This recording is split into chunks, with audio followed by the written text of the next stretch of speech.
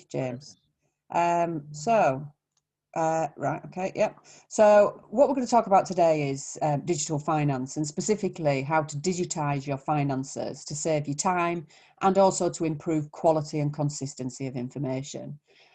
So that's the agenda for today. But why should you listen to me? So my name is Jo Tomlinson. I am a qualified accountant, and I worked for 20 years in industry prior to starting up my own accountancy practice 12 years ago. While I was in industry, I was mostly working for blue chip companies, mostly manufacturing, mostly food, mostly chocolate. And I was doing a commercial management accounting role in most of these places, basically analysing data to support decision making. So doing forecasting, project evaluation, management accounts. I did a lot of pricing, a lot of cost reduction strategies, a lot of looking into new product development, and as well as managing a team. So I did that for 20 years, got made redundant 3 times, and decided that I would start up my own business. So I started up my own accounting practice some 12 or so years ago now, and I now have a team of 10 looking after around 200 clients. Alongside that, I also do growth coaching, webinars, seminars, do public speaking, and I'm a trainer for QuickBooks. So that's who I am.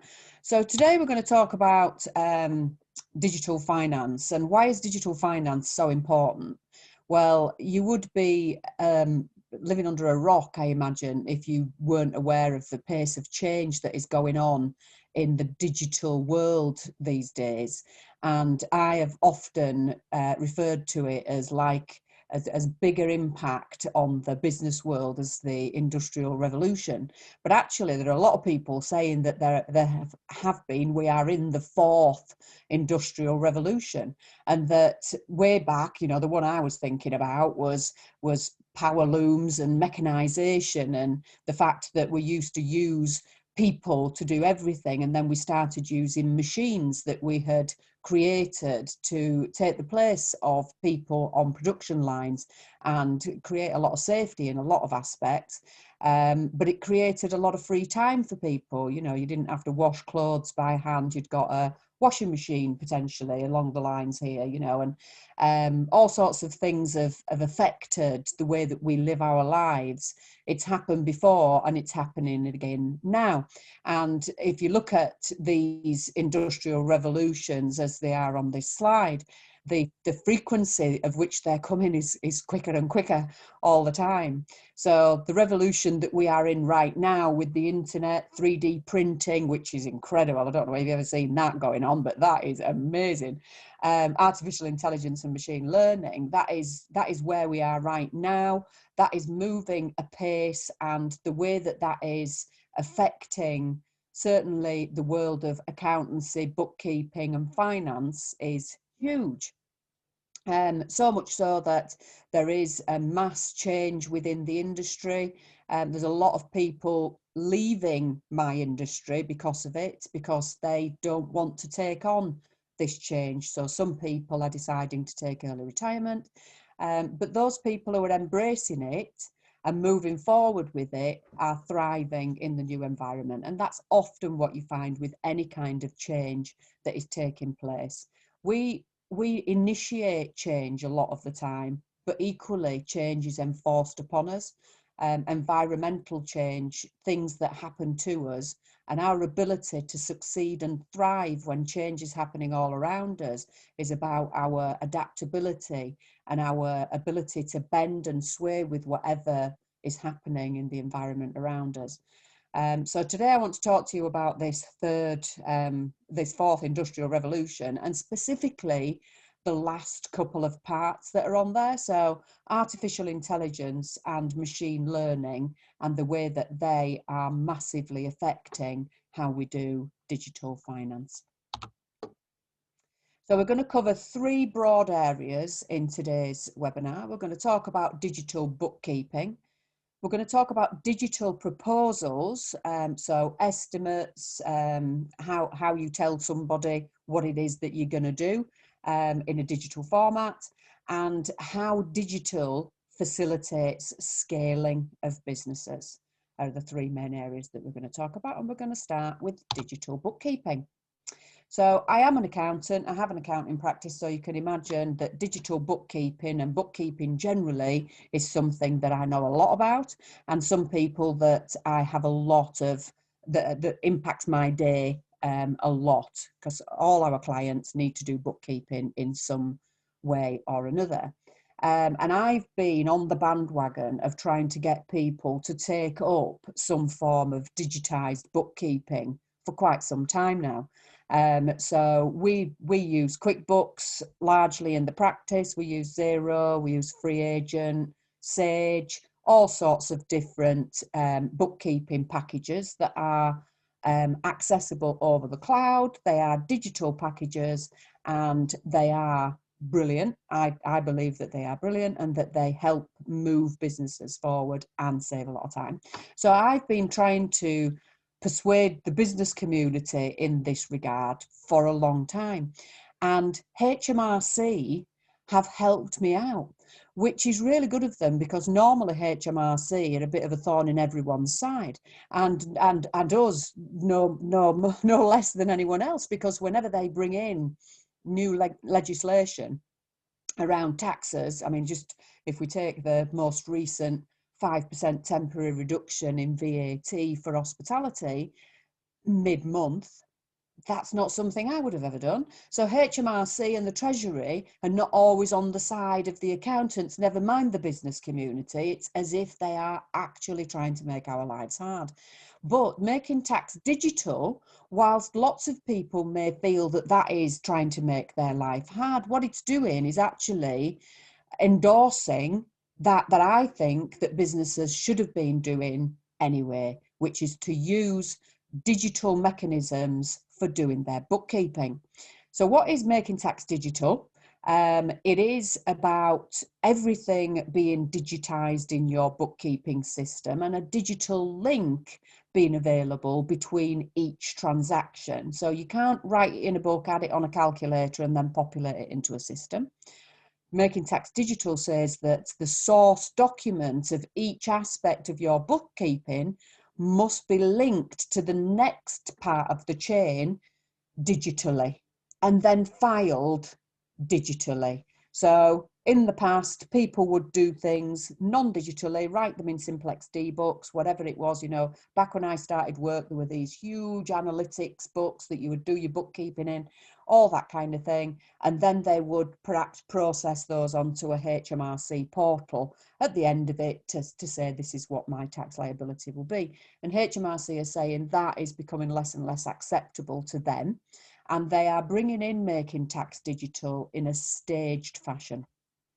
They're bringing it in because they believe people who don't use a digital mechanism make more mistakes. So if we write with a pen on a piece of paper and use a calculator, it is easy to press the wrong key. If we put things into a spreadsheet, it is easy to press the wrong key, and it's also easy for your formulas to not necessarily pick up the right range. They find when they do their inspections a lot of mistakes that are accidentally made, but mistakes nonetheless. And they believe that if you have digital bookkeeping software, that you will make a lot less mistakes. And that is why Making Tax Digital is already in some regards, and is going to come in for all things tax in the fullness of time. So we have currently got Making Tax Digital for VAT, for compulsorily registered, VAT registered businesses. So those are the ones who are turning over more than £85,000 a year. So you have to be registered for VAT. You also have to comply for Making Tax Digital. Now, they extended the soft landing because of COVID-19. That should have ended in March. They've allowed the soft landing to continue for another year. But then in March next year, the soft landing will end and you will start to get penalties enforcing use of a digital means to not only keep your records, but also to file your VAT. And then in the April after, so April 2022, The Making Tax Digital for VAT registered businesses will spread its wings and incorporate anyone who is VAT registered, and that includes businesses who decided to voluntarily register for VAT, even though their turnover wasn't more than 85,000 a year, and they will have to comply with Making Tax Digital rules too by April 2022. And then fairly recently, it's been announced that the deadline for bringing in Making Tax Digital for self-employed people, so self-assessment, and that's for anyone who has a trade or rental properties, will need to produce their information in a digital format and submit to HMRC digitally by April 2023, and that is quarterly. So VAT is already, for most people, a quarterly production of financial information. So that's not such a big jolt for VAT registered people, but for non-VAT registered self-employed people, they will typically analyse their data, give it to their accountant, whatever it might be, once a year. And if they do that once a year, now they're going to have to do that 4 times a year in the future. So preparing now, because 2023 is going to be here before we feel like we've blinked an eye, we'll be in 2023. So getting your digital finances sorted now is a good reason to get compliant with Making Tax Digital too. So digital bookkeeping, what does that mean? Well, to me, the overriding factor with that is that it gives you real-time information on your business anywhere and on any device. Now, isn't that something that all business owners should want? I believe that it really helps business owners to manage their business and thrive in the business world. And what we've got are a lot of people who are still having books in a bag. So especially self-employed people, they might have a shoebox or an Aldi carrier bag or whatever it is. And every time they get a receipt for their business, they put it in the bag. And they think, well, we're doing great because we're keeping everything, except often they don't, because they'll lose things along the way, and they'll bob everything in the shoebox, everything in the bag.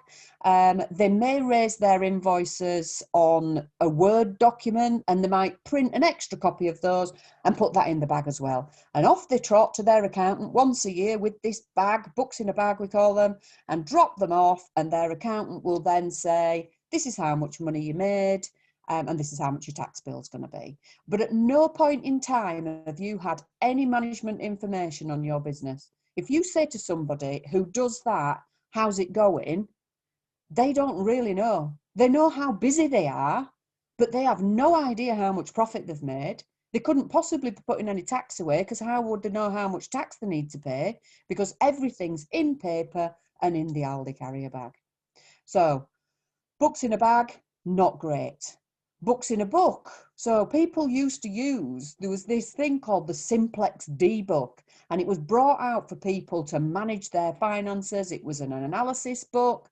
It was often a green hardbound book, and you'd go into Staples or whatever and buy it.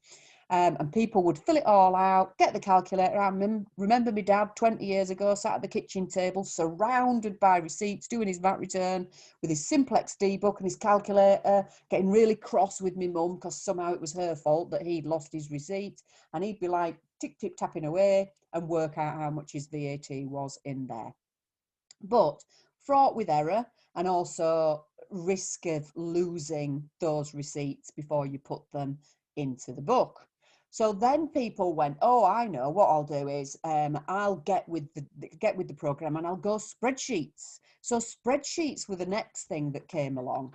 And actually, there are still accounting practices who, when I go in to train QuickBooks in their practice, and I'll say, well, what software do you use right now? And they'll say, well, predominantly spreadsheets. So even accountants are using spreadsheets in lieu of a digital software mechanism.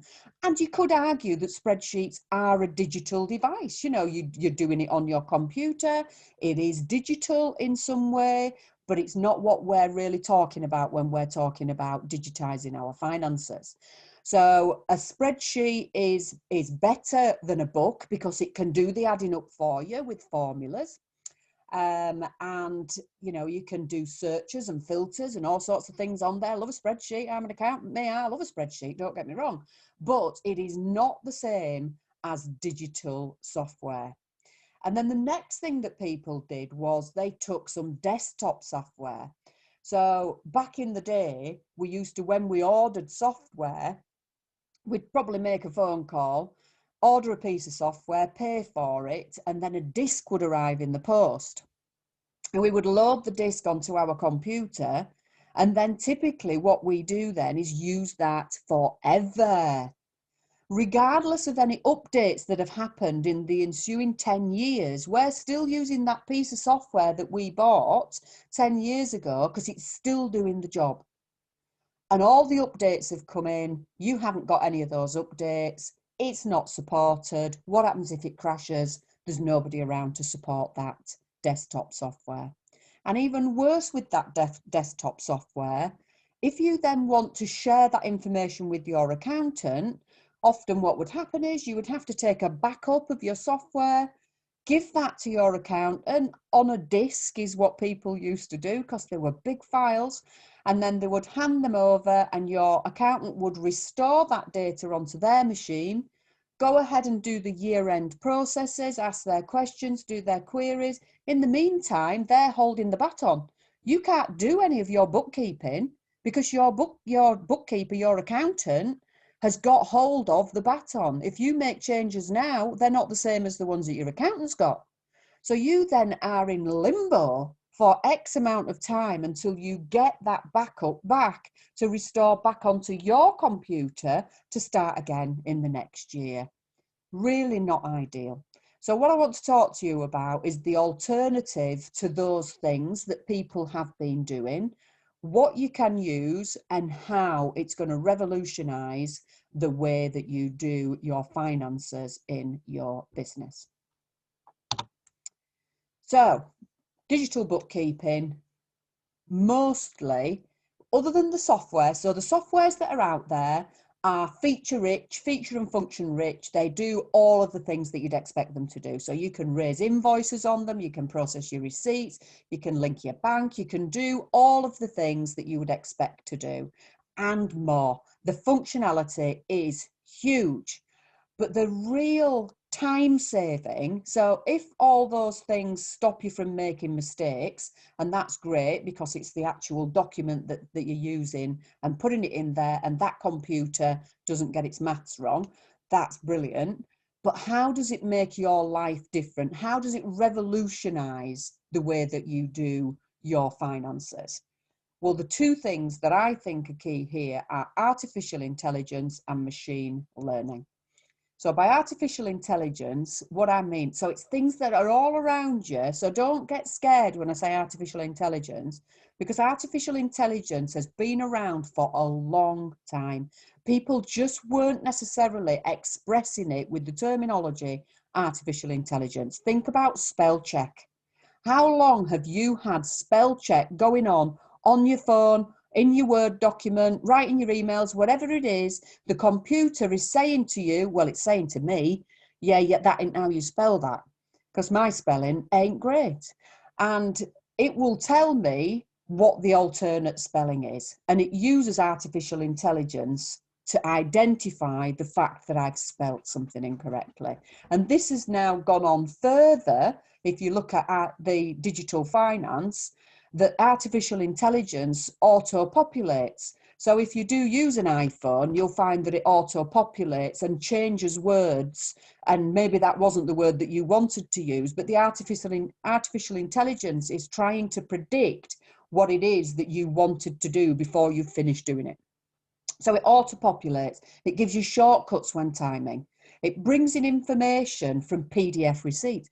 Now this is crazy, because we always saw PDFs. We knew that PDFs were there. They were like a photographic image. And a PDF is lovely, but you can't edit it. You can't extract information from it. It just sits there. There are some converters out there, but I've used some of these converters. They're not great. They move all the information around into strange places onto the document it brings for you.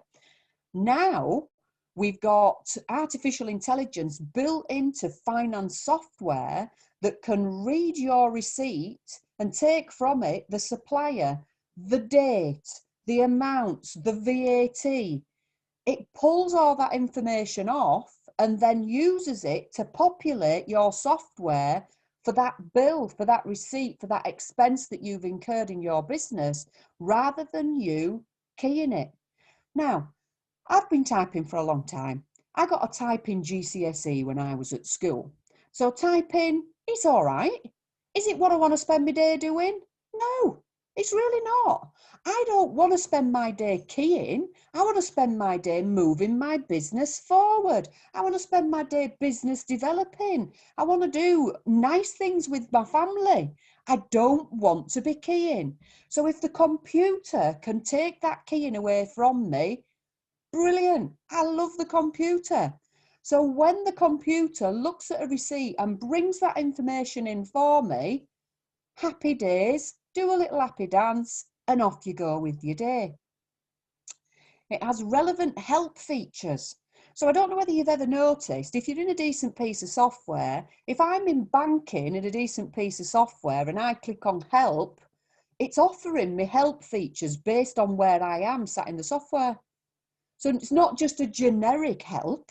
It's saying, oh, you're in banking, so I'm assuming that you want help with something in banking. You're in receipts, I'm assuming that you want help with something to do with receipts. It's very intuitive, very intuitive. Sometimes things feel a little bit too intuitive. We've got an Alexa device in our house. And the other day we had an Amazon parcel arriving, which is not unusual for us. And my other half said, oh, what delivery have we got coming? And it said, we've got X, Y, and Z parcels coming for Joe, reference gift for dad. How does Alexa know it was my dad's birthday? I'm sure I never told Alexa that it was my dad's birthday, but this parcel, which wasn't in fact a gift for my dad, but she thought it was a gift for my dad, and I'm going, how does she know that it's a gift for my dad? Anyway, we're giving information to computer devices all the time, and those devices are trying to help us. They're trying to predict what we want to do next and guide us and help us in that. And if that guiding and that help can save us time, then time is money. Time is important to us. We can use that to either generate more money or enjoy living our lives. And isn't that a beautiful thing? So the other thing that artificial intelligence does that is inbuilt into these pieces of software is that it finds and matches relevant pieces of information. So it says, I've got a document here that you've processed as a receipt, a cost that you've incurred in your business. And I've got a banking transaction here for the same amount of money for approximately the same date. And it'll say, oh, is this a match? And when we're looking at bank reconciliations, which is something that can absorb an inordinate amount of people's time, then this is a beautiful thing, because rather than you getting a bank statement in the post and getting out your multicolored highlighter pens, which are just killing the planet, let's face it, they look beautiful, but they're killing the planet, and going through and going, yep, I've got that one. Yep, I've got that one. Now the computer's saying, you've got all of these. Are these a match? And you just go, yep, yep, yep, yep, and you go on with your day. It's a beautiful thing. So machine learning is the next thing. So machine learning auto-populates based on past data. So the machines learn the more information you give them. So if you process an invoice from me from BusinessWorks and you tell it that that's accounting fees, the next time you process a receipt from BusinessWorks, it'll go, oh, we've seen that before. Is that accounting fees? And it'll auto-populate based on that past data that you gave it. So the more you work with it, the more it gets to know you, and the more it can predict the next thing that you want to do, and again, save you time. All of this is a beautiful thing as far as I'm concerned. So what does world-class bookkeeping look like? So if we're going to talk about machine learning, if we're going to talk about digital finance, well, let's talk about what great looks like and see whether this helps us to be great. Let's see whether these machines then can make us world-class at bookkeeping. Now, the first thing I'd like to point out is, regardless of which piece of software you subscribe to, it doesn't come with a bookkeeping qualification in the package with it. It just doesn't. The same way as when you get a subscription to the gym, it doesn't come with a six-pack. Work will be required. When I got my accountancy qualification, I thought it might come with a crystal ball, because a lot of clients seemed to be asking me questions and I had no idea how I was supposed to know the answer.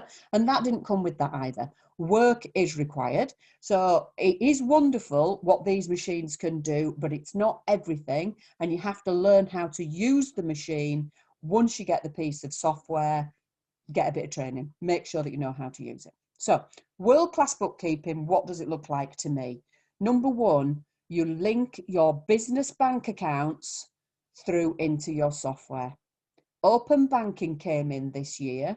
Some of the banks were rubbish at open banking and some of them were good, but they were told you need to provide a good, robust, secure and snag-free link between a person's business bank account transactions and their bookkeeping software, their third-party software that needs to use that information. So let's use that and link our business bank account with our bookkeeping software. Is that secure? Yes, it is. The reason why it's secure is it is a read-only link.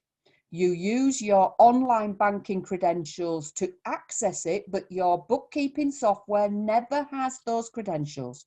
It uses it, it goes through a portal and logs you in through the banking. So it's not got them in there, it links through and is allowed to link through based on your credentials. It is only ever read-only. It doesn't allow you to make payments through that link. So nobody's going to be able to dip their hand into your bank account from there. So if you were a hacker, and this uses the same, certainly with QuickBooks, this uses the same level of encryption as the banks use for their online banking, and you were a hacker, where would you go? You wouldn't go where you can look at the money, you'd go where you can put your hands on it. So you'd go to the bank, you wouldn't go to the bookkeeping software. So it's the same level of security, and the prize to the hacker is much greater somewhere else, so it's likely to be as safe as houses. So we link our bank accounts. It saves us from keying. Again, like I said, keying, we can be off in the park or doing whatever it is we want to do rather than keying. We don't have to key the bank transactions. They come in and the computer with its artificial intelligence and its machine learning will help us to do the reconciliation. And for world-class bookkeeping, this needs to happen regularly. The more often you do it, the more likely you are to remember what it was you spent that money on. So do that, link it, and then reconcile it regularly. Receipts, I would suggest you should be processing, ideally, at the time you first see them. So if you get an email with a receipt on it for goods or services that you've procured in your business, look at it and make sure that it's valid, and then process it straight into your software. Why does it need to hang about? Why does it need to sit in an Aldi carrier bag, maturing and macerating for a year? It doesn't. Get it straight in there, straight in the software at the time that you first looked at it. If you're in Subway and you've gone off on work-related business and you go into Subway for your lunch and you've ordered your footlong and your coffee and you sat waiting for your coffee to cool down, you can use, and I'm going to show you this on, hopefully this will work, I'm going to show you it on my iPhone. You can use something called Snap and Store, and most pieces of software have this, where you can take a digital image of that receipt while you're waiting for your coffee to even cool down. Get it in there.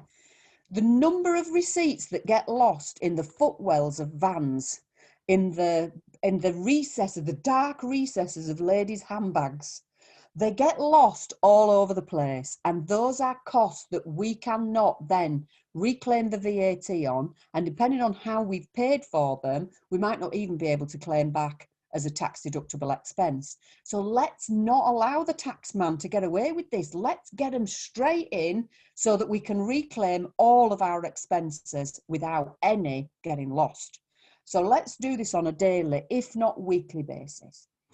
Let's have images of receipts in our software so that we can go back and view those whenever we need to do that. So using some kind of digital mechanism to implant that digital receipt into our software. So if then we did lose it in the dark recesses of our lady's handbag or in the footwell of our van, then it doesn't matter because we've got the digital image. If we've got our Aldi carrier bag and we have a fire or a flood or we move house or we move offices, they can get lost.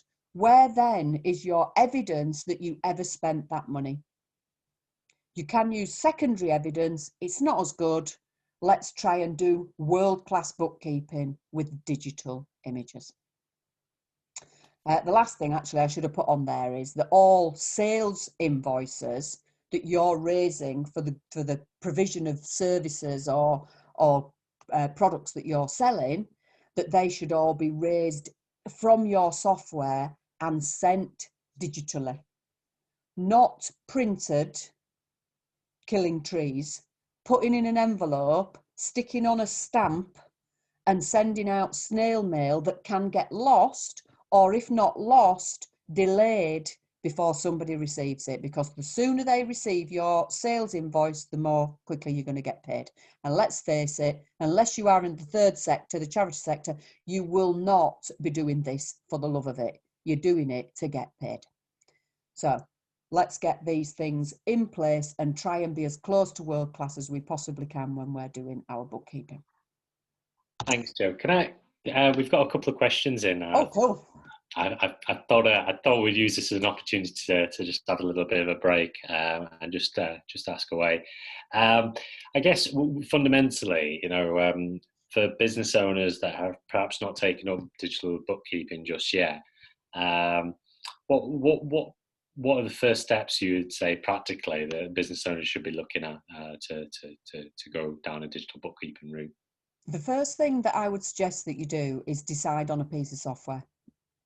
So and that nicely leads on to which software, which software, Xero. Well, I must declare a bias at this point in time. So there are lots of pieces of software out there, and the market leaders in this race to the top, because people are taking up digital software en masse. I mean, millions of people have taken it up in the last couple of years. So go with somebody who's got a lot of subscriptions, because they have then got the money to reinvest in the features and functionality and help desks and all the things that are going to make your life easier. And at the head of this race, we've got QuickBooks, closely followed. Imagine we've got a horse race. So we've got QuickBooks closely followed by Xero. Now, Xero were the market leader and have fairly recently, in the last year, been overtaken. And who knows what's going to happen in the future. But these two are at the front of the field. So if you were somebody who followed the horses, these are odds-on favourites. Top of the field, one or other is always going to be the winner. And there's a long way back to the rest of the field. So then if you look at cloud-based software, we've got Sage then coming in third. But there is a bit of clear blue water between QuickBooks and Xero before you get to Sage. And then you've got the likes of Free Agent, and then there's all sorts of other pieces of software, some of which are free. And I would always ask the question, if a piece of software is being developed and offered for free, where's the money coming from? Because that is not free. Work is required to develop a piece of software. And if you're not getting any money in for that investment, why are you doing it? There's no such thing as a free lunch. There is no such thing genuinely as free software. There must be something. There must be a catch in there somewhere. You would expect to pay for any kinds of goods or services that you consume. Yeah, I agree. Just a couple more questions. You mentioned about bank accounts linking and reconciliation. Do we know which banks have open banking capabilities? We do. There is probably a list online. The big blue chip banks, the high street treble A rated banks typically are all up there. So your Lloyds and your Santander and your RBS NatWest and your Barclays, these guys are all they're at the forefront again, because it's money. You know, these guys are making the most money in banking, therefore they had the money to invest in this new thing that they needed to do. So these guys are all pretty good. Some of the new challenger banks are pretty good as well, like your Starlings and whatnot. They're pretty good. Some of the banks who are typically the banks who have been struggling are struggling with this too. So we've got some banks, Yorkshire Bank have struggled a bit, and you know they might come in with a good link later on. The links were there and suddenly they've gone again. So I don't know what's happening with those guys. So I would suggest either go with one of the challenger banks. But if you're going to go with one of the challenger banks, just think about who you're getting into bed with there. Some of them are banks and some of them are financial institutions. And you only get the protection of your funds in a bank account, not in those of a financial institution. So that would just be a little watch out that I would say on that, because there's all sorts of different challenger. They're calling themselves challenger banks, but they're not all banks. And you only get that protection of your funds if it's an actual bank. But the best bet to do is, if you've decided on your piece of software, let's say you did decide you were going to go with QuickBooks, the first thing to do would be understand that QuickBooks have got two platforms. They've got one called self-employed, which is absolutely fine. If you are self-employed, will always be self-employed, never intend to go above the VAT threshold or employ anybody or ever want to upgrade, because it can't upgrade to the main product. So there's the self-employed. It's a very light version of the software, but it sits on a separate platform and you can't upgrade from it. They then have there is their main product on the main platform. And when you search for it, it's got 3 levels. It's got simple start, an intermediate level and a plus level. And they will give you 28 days free trial. And then they'll often give you 6 or 9 months at a discounted rate for you to really get under the skin of it, make sure that it's right for you at a discounted level. And depending on who your accountant is, if your accountant is a partner of the piece of software that you buy, often they can get it at a discount, and lots of accountants will pass that discount on to you. Brilliant. So it doesn't have to cost a fortune, and they really don't. I mean, Simple Start you can get at the moment, I think, for £6 a month. So it's really, really for nothing. Yeah. Cheaper than a book, you know, if you do Cheaper than a book. Yeah, it is very cheaper than a book. I think you've already answered this question with the kind of the receipts being processed and the Starbucks example. Can you link your credit card purchases? Can Yes. they be directly? Yeah, you can. Some software charges per connection. So Xero, I believe, charge per bank connection. So they would charge for each bank account and each credit card account. With QuickBooks, it's all in. So you can attach as many different devices, different accounts as you need to. What I would say is only connect the ones that are only business. So I've seen before today people go, oh, well, I've connected this one because sometimes I use it for the odd business transaction, but actually it's my personal account. And you've just then got loads of transactions that you need to sift through. Yeah. Sitting in your software. Let's just keep everything black and white. Let's either have an account that's for business or an account that's not. Keep them separate and link the ones that are business accounts through into your software. Brilliant. Thanks, Jo. And thank you for the questions. Yes, definitely. Thank you for the questions. We do like to keep this interactive. So just going into a little bit more depth then in what digital bookkeeping looks like in a few different areas. So let's have a look at what digital bookkeeping looks like for banking. So we'd link our business bank account through to the software, as we've said. Then we would expect 95% of the items that come through from that business bank account to have an invoice or a receipt. So we'd expect that we had raised invoices on our clients that match with the money that's coming in from those clients. And we'd expect that any costs that we'd incurred in our business, we would have received a receipt for them. And this should be the case for 95% of the transactions that come through our business bank account. So we should process our receipts first, then go back and match them. And if they don't match, if there isn't a direct link match, then have we lost the receipt? Do we need to go back and ask for that? Do we need to dig about because we've left it in the glove compartment of the car? Where's that receipt? Because we should have a receipt for pretty much everything, 95% of things I'm suggesting. So there are a few things that you don't get receipts for. Things like bank charges, you don't get a receipt for that. Things like payroll transactions, they'll go out of the bank, but we didn't have a receipt for it. And things like transfers of money over into your own personal account. So if you're a sole trader, your drawings, or if you're a limited company, your dividends. So these things would not have a receipt for them, but we can use rules to save time for these things.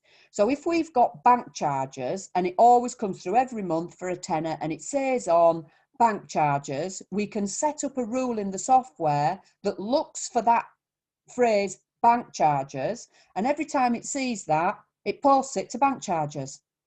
We don't even need to look at it. We can do that automatically without looking at it. We can do the same for drawings, so it might be that it's then a transfer to your name, and we would then transfer that into the balance sheet because that's got nothing to do with the profit and loss account. So we just need to be careful about where we're processing them to, but we would just do those with rules. So most of the software, again, has this capability of setting up for repeat transactions that we don't ever have a receipt for, that we can set up rules that again will save us time and sift through the noise of this bank account. If items are not matching and the rules haven't addressed them for things that we wouldn't ordinarily have a receipt for, then why are they not matching? So let's check for those missing receipts. Let's check to see whether we've processed something, but we've processed it to the wrong bank account. Because if we've got more than one, we need to make sure that we've identified the correct bank account. Or did you pay for it out of your own personal pocket? So you've put it in as something that you've paid for and you've said, oh, business bank account, but actually it was on street parking and it required cash, or you didn't have your company credit card on you on that day, so you used your own. Or was it timing? Is the reason why you're not getting a match was because something you paid by check, or somebody paid you by check, or somebody paid you cash and you haven't yet got to the bank to put the money in the bank? So timings can stop these matches too. So artificial intelligence and machine learning will help to identify these matches. They will suggest nominal codes for things that you've done previously and allocated previously manually. So you tell it once, you tell it twice, it'll tell you then after that, it'll learn from the things that you've told it. And it'll also allow you to find items. So if you've got something and it's not a direct match, why is it not a direct match? Sometimes it's not a direct match because what you've done is either you've paid a supplier for more than one receipt at the same time. So you've got two or three, you've made one payment covering the two or three receipts, or your customer has done the same thing. So you've invoiced them, and rather than pay one invoice on one payment, they've paid several. Or if you've got a shop and you're taking card transactions, then you get one daily amount. So how do you then find those multiple transactions at one side and one transaction at the other? There is a mechanism built in using, again, artificial intelligence to help you to identify and find the thing that's one amount at one side and multiple entries at the other. It will help you to match those things together. So it'll do the sums that say, oh, well, actually, we've got these amounts and these come to that amount, the two of these together, and it will suggest those things to you. So the banking aspect of bookkeeping is something that lots of people struggle with. that when they're doing their own bookkeeping, this is the thing that gives them sleepless nights, this is the thing that has them tearing their hair out, then this artificial intelligence and machine learning helps. Having your bank account linked helps you to deal with those transactions rather than having to necessarily pay somebody else to do them for you. And like I say, the more frequently you do them, then the less likely you are to go, well, I have no idea how to identify that because I've forgotten what that transaction even was for. So the next area to deep dive into is processing receipts. So if we have got a receipt, a hard copy receipt, we use Snap and Store or a third-party app to process that receipt. So there are some pieces of software. So QuickBooks has got Snap and Store with artificial intelligence built into it. So you can take a digital image using your phone through the app, and it will push that through into the software, taking the necessary bits of information from it as it goes. It doesn't know everything because it doesn't know how you paid for it.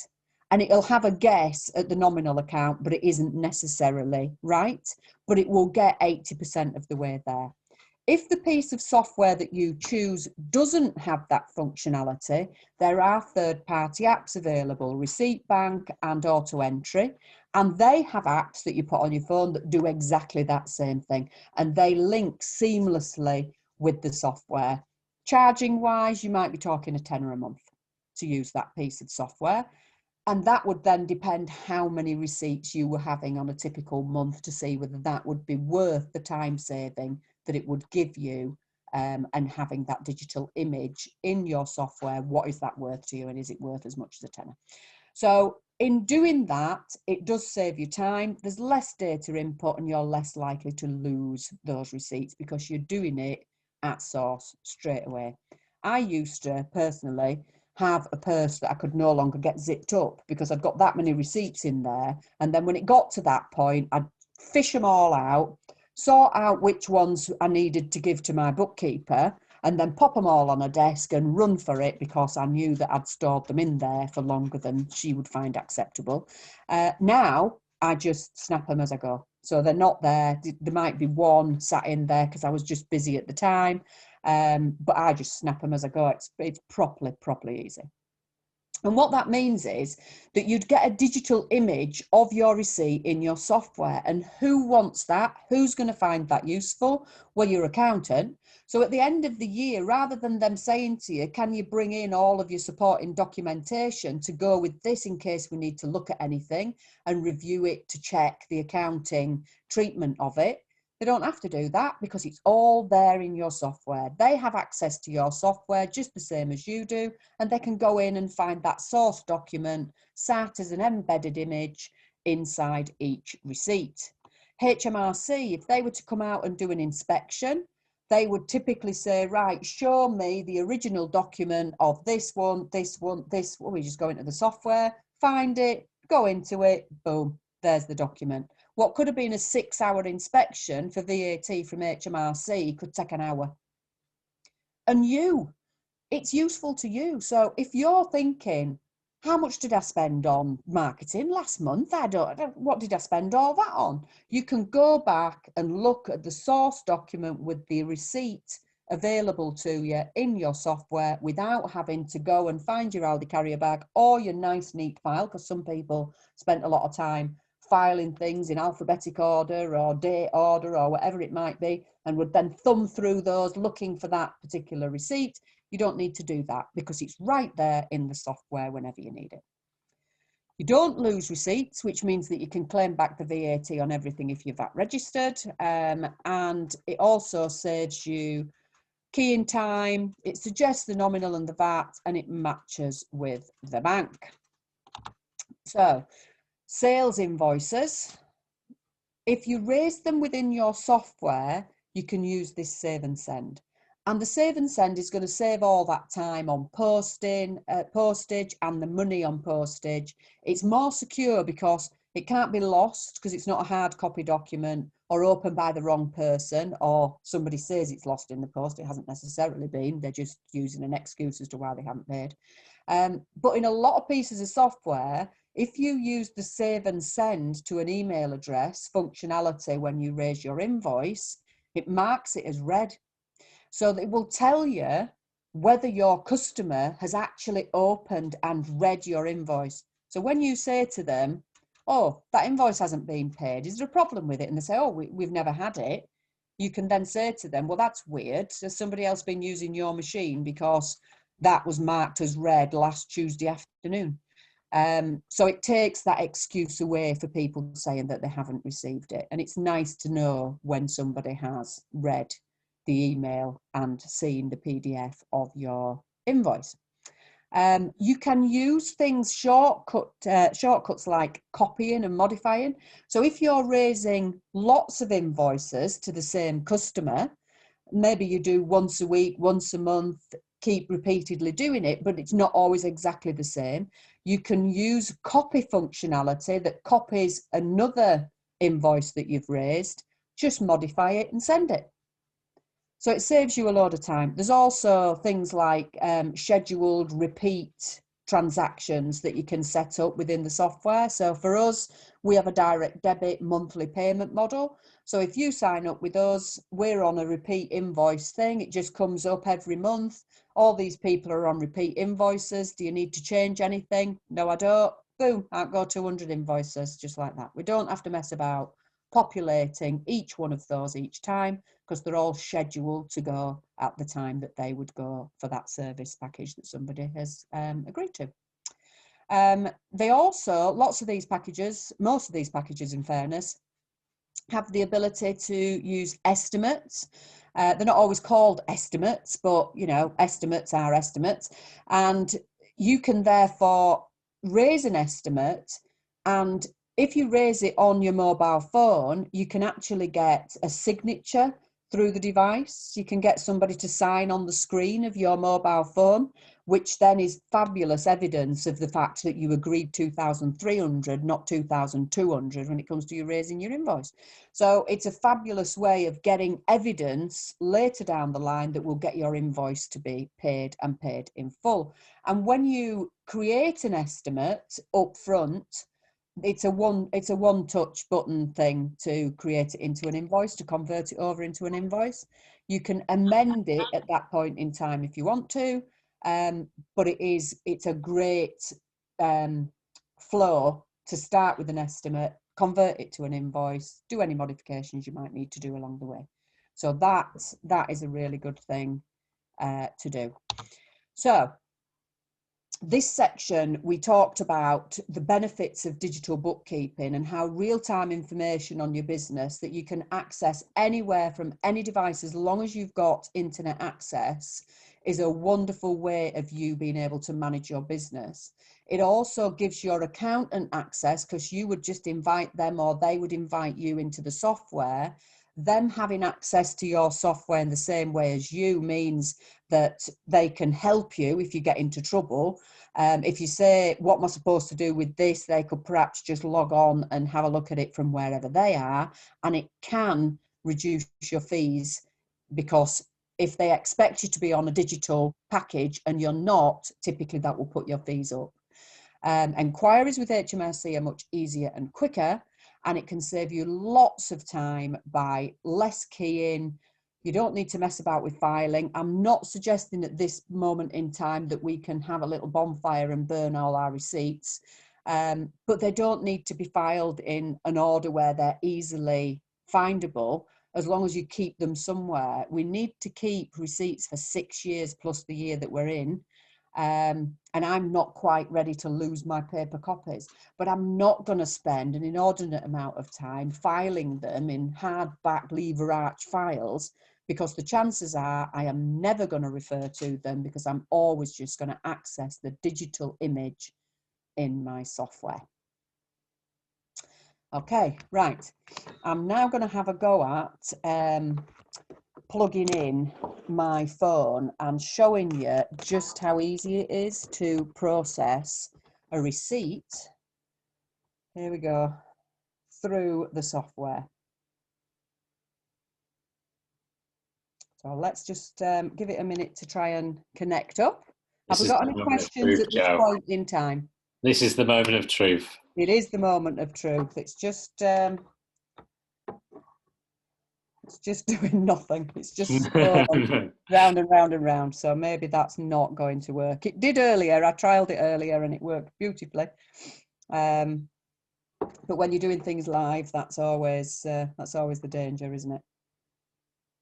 Yeah, unfortunately. Okay. So it's just scrolling round and round and round. So unfortunately, it's not going to allow me to show you how to do that. But you'll just need to believe me that it is phenomenally easy. So much so that if people have got a backlog of receipts that they need to process, I ask them how old their children are. So, children are always looking for ways of earning pocket money. And if you've got kids who are high school age, they will knock this out the park. There is no issue for them to just get this stuff sorted. If they're younger than that, I'm a little bit worried that I'm going to be trying to have slave labour accusations hurled at me. But actually, they quite enjoy it because it is quite interactive and they do love a computer screen, kids these days, don't they? So, so it is phenomenally easy. Joe, just while we're pausing for a second, can I just go ahead and ask a few questions that have come in? You can, yes. So I think the first question refers back to when we were talking about the use of credit cards and differentiating between personal and business ones. What would you advise a sole trader that does not necessarily have a business account? And I would advise them to get one, even if it's not a business account, to get another account that they use just for their business. So I understand that people don't want to spend the money on a business account. I get that. And if that is the case, and if that is the reticence that people have, then I'm just seeing whether this helps. Sorry. Oh, it does. It does. That's what I needed to do. Sorry about my excitement there. So, yeah, I would advise that you have a separate account, even if it is just a separate account and not necessarily a business account. Okay. If you can do that, it will keep it clean, because the less noise there is involved in your bookkeeping, the less time it's going to take you, or the money that you spend on somebody else sorting it out is going to be lower. So keep it separate. There is no legal requirement if you are self-employed to have a separate business bank account, because you and your business are the same legal entity. However, I would always advise that you do.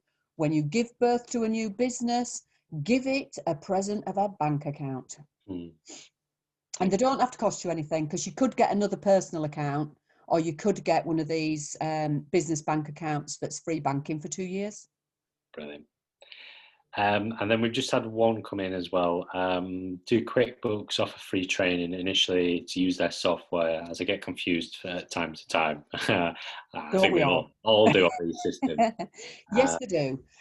So at the moment, everything's online because we can't do classroom training.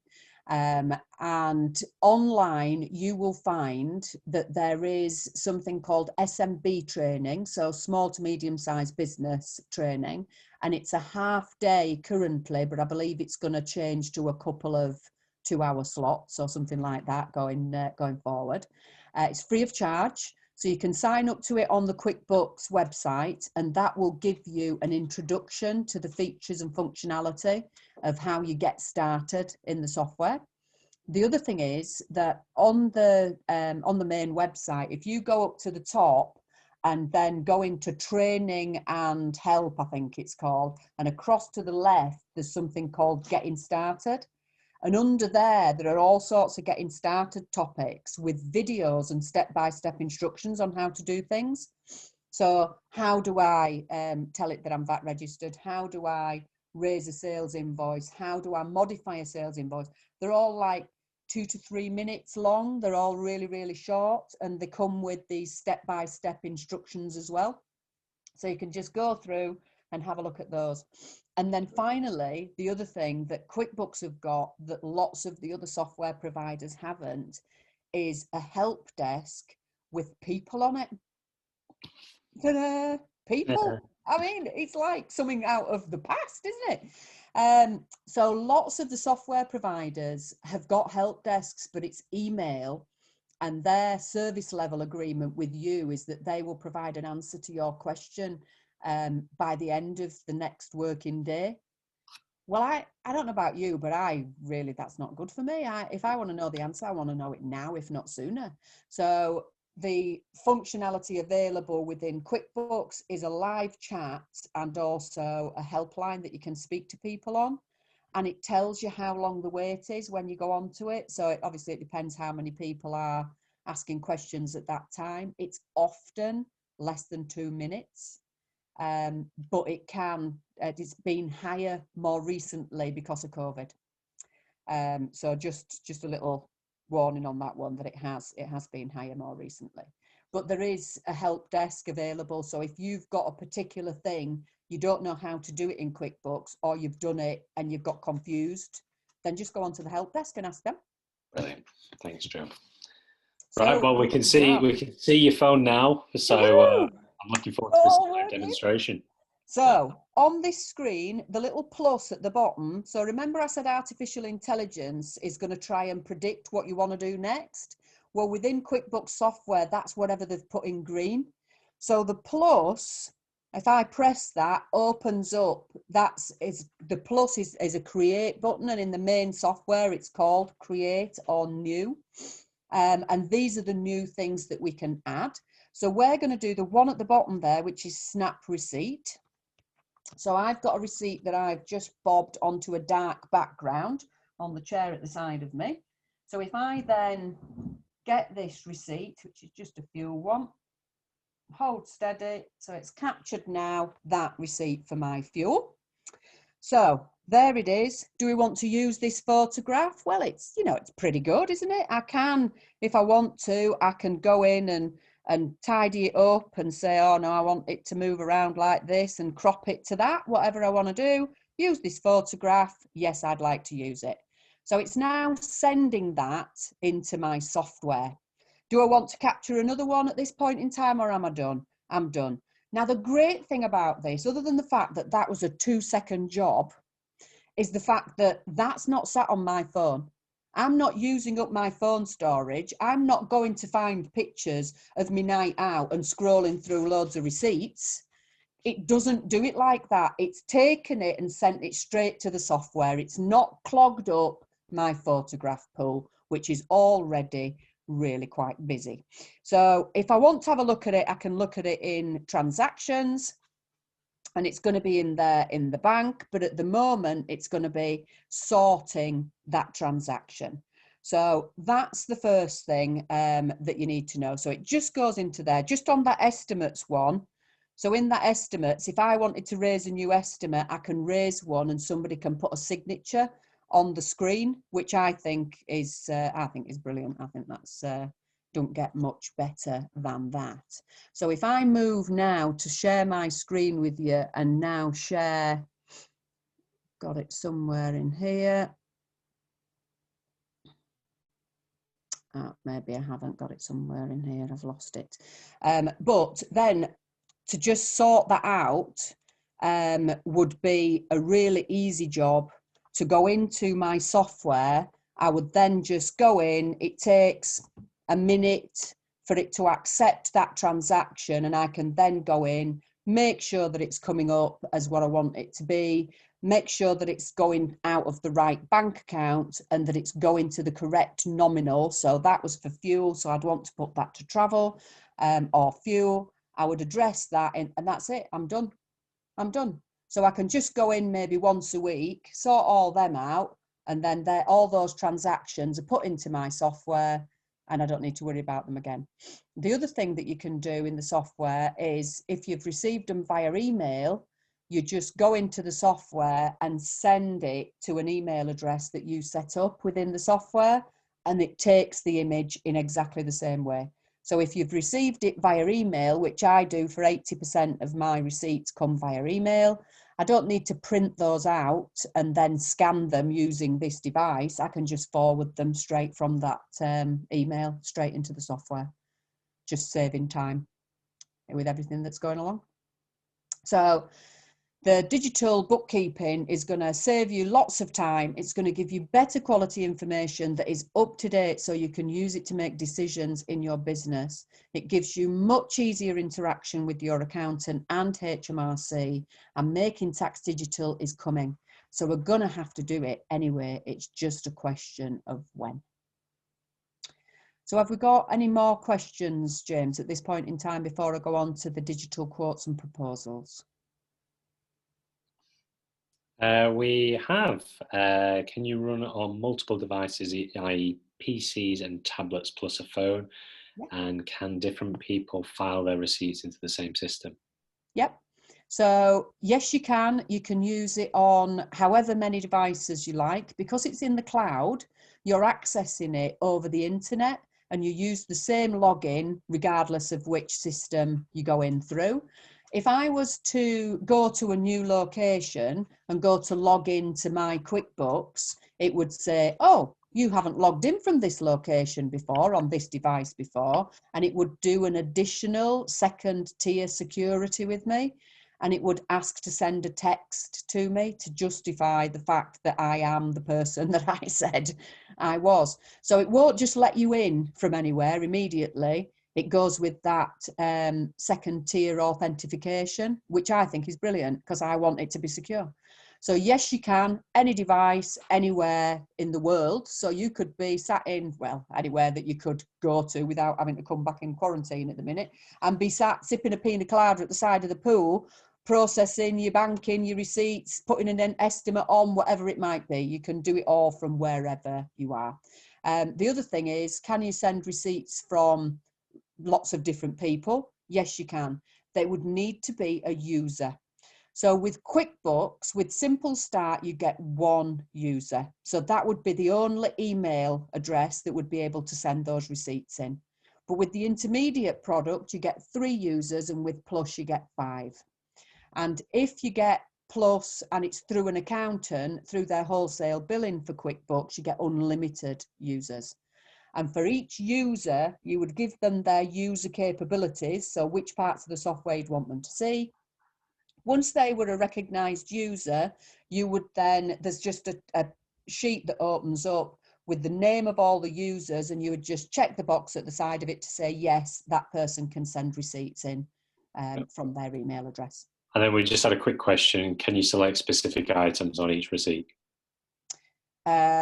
So if your receipt wasn't all for business, is that what we're saying? Yeah, so I'm using the example of, you know, you put through a petrol receipt, but then I think there was Monster Munch on there as well. There was Monster Munch on there. Well spotted there, James. I was waiting for somebody to point that out.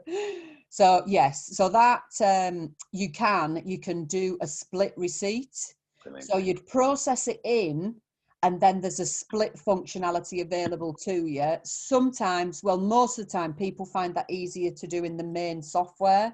So you'd bang it through, but when you come to review it, you'd then split it between which was business and which wasn't. And basically what you do to do that is put it, the part of it that was fuel to fuel, and the Monster Munch would go to director's loan account because it's personal consumption for myself. Brilliant. Thank you.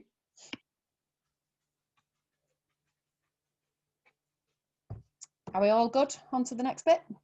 Brilliant. Okay.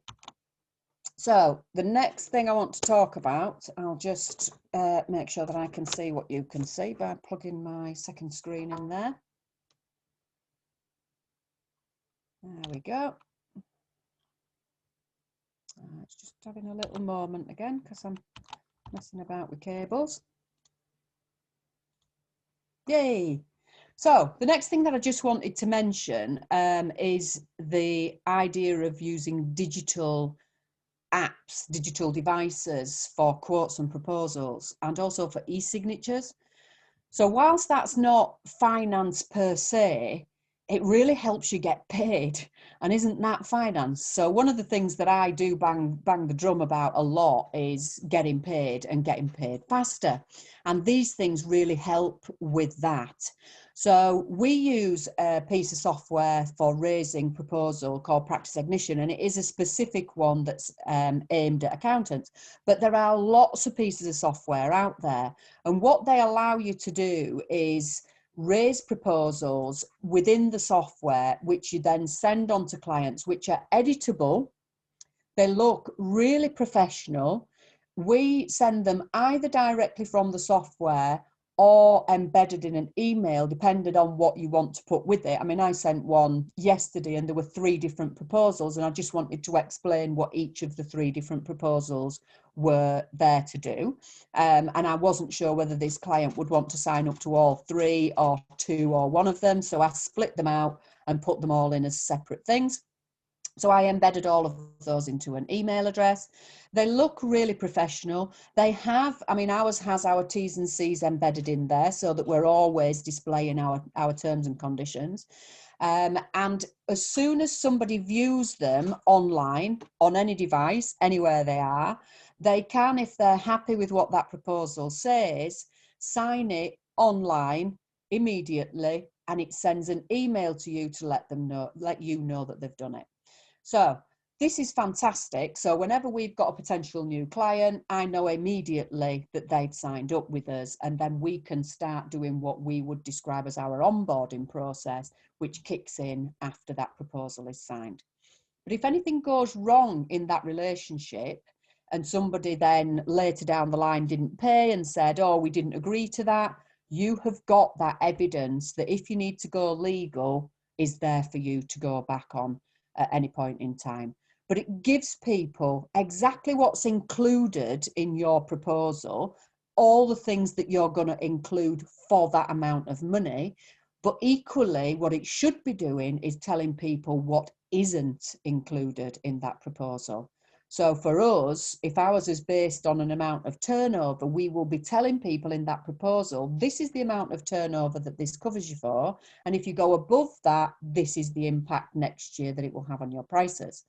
So it's getting that fine-tuned detail over to people, cards on the table, this is how much it costs for this. And that helps with scope creep. It stops people from expecting more than you expected when you gave them that quote. It's also user-friendly. So if you are a user of that system, it is really slick and easy to use. And it saves you time. Because if you've got a common book of services, of things that you typically would quote on, then you only have to write that out once, because you then choose from that list within the software. You only have to do the thing with your T's and C's the once, and it all just plugs everything together and then sends it out as a really slick document. And if you have to edit it at all, because somebody said, oh, actually, I don't need this part, or I need more of that part, you can go back in and edit it and then resend. So again, it saves time as well as making you look really professional and giving you that evidence should you need it further down the line. So this scope creep thing that I mentioned is something that if you are a service provider is a real drain on your resources for most people. Most people as a service provider will have had a time when they quoted to do X, Y, and Z for this amount of pounds.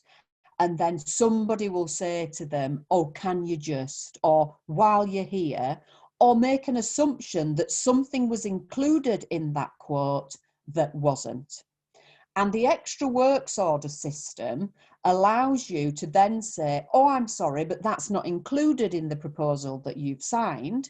Of course we can help, of course we can do that, but that's going to cost you this additional fee. Let me get you a proposal over to cover that aspect of the work. You can then do that so quickly, and then don't start the work until they've signed to say that that's acceptable, that they will pay for you to do that work. This is a great way of that colander effect that you can end up with in service-driven businesses, with money just dripping away because you're doing all sorts of things for free to block up those holes and make sure that you're getting paid for all of the activity that you're doing. Or if you're not getting paid for it, at least that's a decision that you make because you've got a process in place to cover it if you were going to charge it. And sometimes we'll have people phone us and say, oh, can you do this particular thing? And we'll say, well, it's not included in your fixed fee. I'll do it for you this once, but if you want it doing again after this, it's going to cost X amount, and we'll send you a proposal over to that regard. So it gives you all of that. It's also GDPR compliant, because if you're raising proposals and there is any commercially sensitive or personal information included in those proposals, you can't send them by email now because GDPR. So if you've got a piece of digital proposal software, you can get that out and signed, all compliant with GDPR. And e-signatures, even more so. So we would have sets of people's accounts that need signing. They can't always get into the office. Do we pop them in the post and that can get lost? We can't put them on an email. We could put them in a Dropbox. It can all get really messy. What we can do is use e-signatures so that we can send people a link to their document so that they can say, yep, I'm comfortable with that, talk over Zoom on that document and make sure that they're comfortable with it, get them to do the e-signature. We've got then evidence of that signature, as have they, for that document, and it's all GDPR compliant. So digital quoting and proposal software and the use of e-signatures is something that I would highly recommend. Agreeing prices up front, I would highly, highly recommend. And having evidence that you did that is really good. So the last thing I wanted to talk about today was how digital finance therefore can help you to scale up. So if you're in a business and you're looking to scale up, then you can't be expected to hold everything in your head. You just can't. You can when you're really small, and that's fine. There was a time that I knew every single client by name, and you grow to a point where you can't do everything yourself and you can't know everybody by name.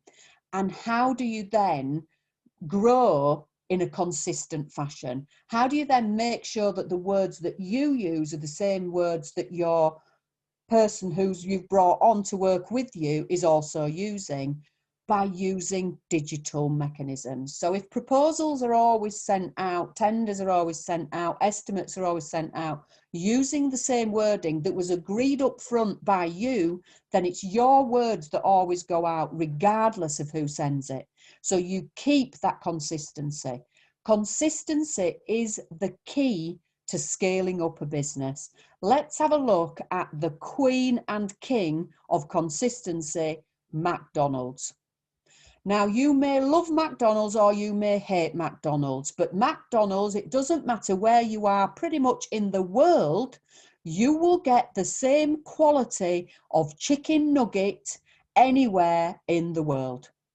It may be hot and fresh, or it may have been sat there for a bit too long, but other than that, it's going to be exactly the same. And people flock to McDonald's in their millions because they know exactly what they're going to get every time they go. If McDonald's are having a slow day, they do not put you an extra couple of nuggets in. If McDonald's are having a poor day and it's really busy, it just takes longer. You get exactly the same product every time. And you like the fact that you know that you're going to get that consistency. And that is why they can put in more and more branches. Doesn't matter where they are, they have to follow that same set of rules. And that set of rules will be digitized and sent out to everybody at the same time when it changes. So always having the same wording, digitizing helps you with that. Being efficient and therefore saving time gives you the time to build your business and help you to scale up.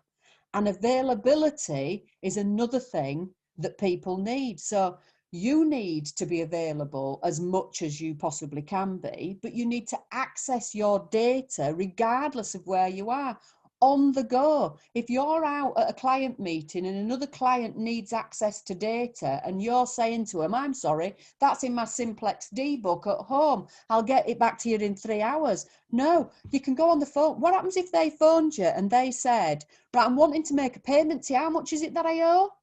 Get your phone out, 2 seconds, that's £3,600. Boom, it's in your bank account.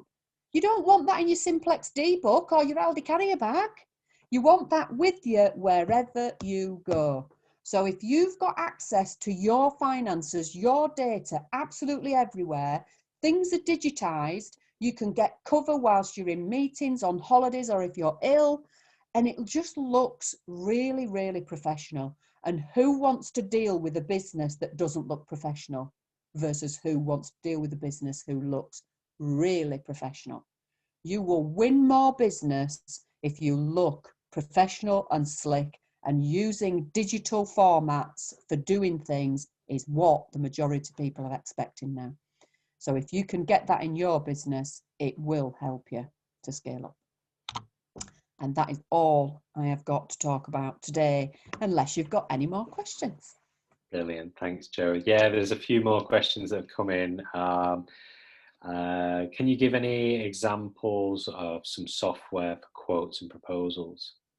They're often industry dependent.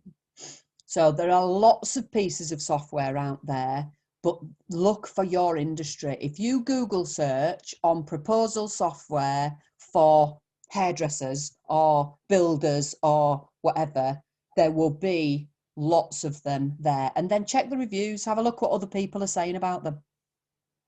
Brilliant, thank you. And then we just got a comment about McDonald's, which is really good. I didn't know this actually. McDonald's hold the honorary global on the best management programs, even beating Harvard. Yeah, and Wow. that doesn't surprise me in any way. But consistency, if you think about, they don't fly the flag for quality, do they? No. You know, you go into McDonald's, you're not expecting, you know, the top quality Aberdeen Angus beef reared in Scotland and you can name the cow that your burger comes from. The thing that they fly the flag on is consistency. That is their flag, and they fly it well. They fly it well. And then just a comment came in saying, can I borrow Jo's enthusiasm to influence my teams? Yeah, no problem at all. I've just got one question, and I think obviously there's a lot of information that comes into these webinars, and there's a lot to kind of take away. I guess what's the kind of the one lesson that you really kind of take away from like this, the webinar that we've just delivered today? Take the plunge. I mean, I read a quote earlier today by Buddha, and he said, it's not change that's painful, it's resistance to change that's painful. And I thought, do you know what? It's the simplest quotes, isn't it, that really hit the spot.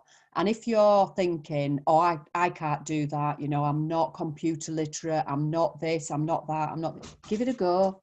Take the free trial. It doesn't have to cost you anything. Take the free trial and then have a look at the help videos.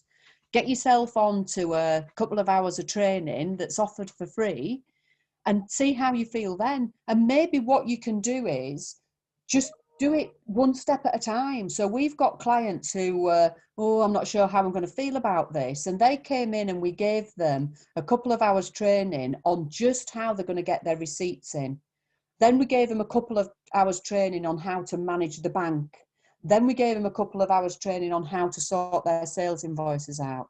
It doesn't have to be all or nothing.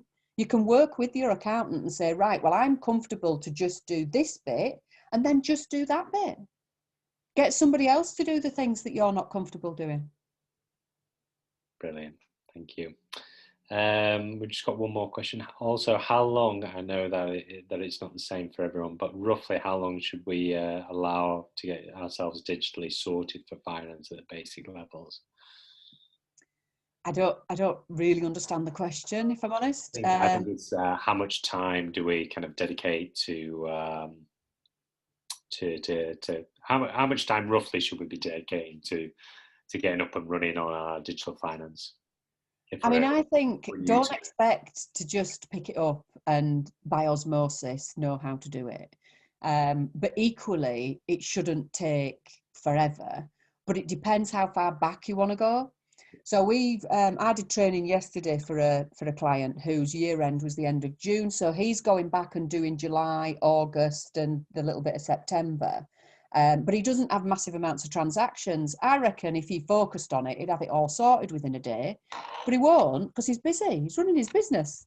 Yeah. So it depends how much time realistically you can take out of your day to actually focus on this. And maybe what you should do is set yourself a month and say, each week within that month, I'm going to give it a couple of hours and see what I can pick up in that couple of hours. Because you've got to be realistic. You've got to fit it in with everything else that you're doing.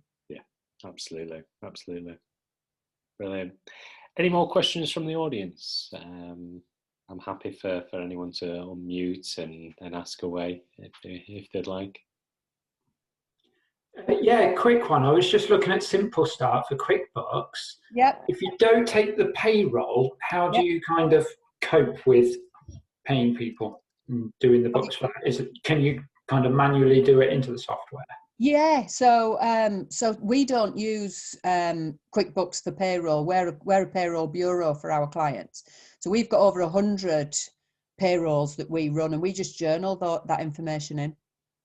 Okay, cool. It's quite nice to have it all in the same place, but the payroll functionality is relatively simple in QuickBooks. So it really depends what you want to use it for. But if you've already got a piece of payroll software and you're happy using it, then you could just set up a journal. Once you've set it up the once, go in and copy that journal and just change the numbers each month and post it then each month into the software. Again, it's a 2-minute job. 2-minute job. Thank you. Thanks, Paul. Any more questions from the audience? Okay. Joe, can we move to the next slide, please? We can. There's just a couple more slides I just want to run through. I know we're slightly over on the time. I do encourage you, if you haven't already and you want to access a whole suite of business support programs that are out there fully funded, I would encourage you to have a look at the Grow My SME website that the Humber Growth Hub do run. There are, as mentioned earlier, there are a variety of grants.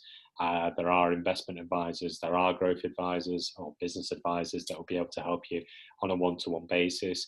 There are mentoring sessions, and there are multiple webinar programs out there that can support you in different elements. There are programs out there, including Supply Chain, the Digital Catalyst, which is a great program. And I've got to be a bit biased in the fact that we run this, Winning Pitch run the Business Scale Up program, which is aimed for businesses of 10 plus employees. But it's a fantastic program. So if you want to find out more, just drop us an email on that. Joe, just the last slide. This is our last session with Joe for a little bit. So just want to say thank you, Joe, for the last month of webinars that you've delivered on the Finance for Fundamentals. I hope you've enjoyed it. I have enjoyed it. I've loved it. Joe will be back. She's coming back in October, and she'll be doing a few slightly different webinars. We're just finalising those around negotiations and skill negotiations and dashboards and management, isn't it? Yep. So once we know more about that and once we finalise the details, we will disseminate those. But what's coming up next is it's really good. It's a 4-webinar program all around what investors really want. And it's looking at it from a non-financial perspective. So it's looking at, telling that story of to an investor, whether it's a growth story or a phenomenal story that you've got. So that's next week, and we'll use a tool that's commonly used called the Visionary Orbit. We'll look at a compelling growth move. This uses another tool that people might be familiar with called the value proposition or the business model canvas. And this is really good to kind of understand where you lie in comparison to your competitors out there in the market. We're going to look at a leader with a high growth mindset. So we're going to really kind of take back, looking at the psychological side of things. And then finally, we're looking at a team that executes every time. So how do you get your team to rally behind you and drive your business forward in the direction you want them to? That's a full webinar program. It's all available on Eventbrite. And if you want to find out any more information, simply drop us a line at the end of today. As I say, you will be receiving a slide deck of today's presentation. You will also be getting a recording of today's session, so you can use it as a reference point. We just ask that you complete the relevant signing documents and the feedback forms, and that's about it. I hope you've enjoyed today. If you've got any more questions, I guess this is the last time before we'll make a close for today's session. James.